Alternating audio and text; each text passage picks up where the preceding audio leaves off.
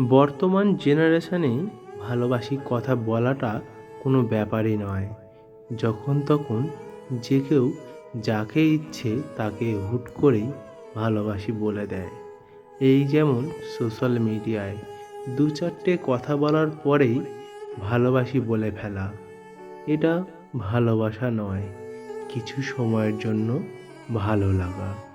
কাউকে সত্যিকারের ভালোবেসে থাকলে আপনি তার সম্মুখেই ভালোবাসি কথাটি বলতে পারবেন না। লজ্জা, ভয়, জড়তা কাটিয়ে উঠতেই আপনার অনেকটা সময় কেটে যাবে।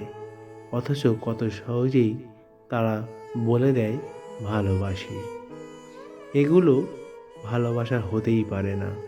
কিছু সময়ের জন্য ভালো লাগার অনুভূতিকে আজকালকার বর্তমান জেনারেশন নাম দেয় ভালোবাসা।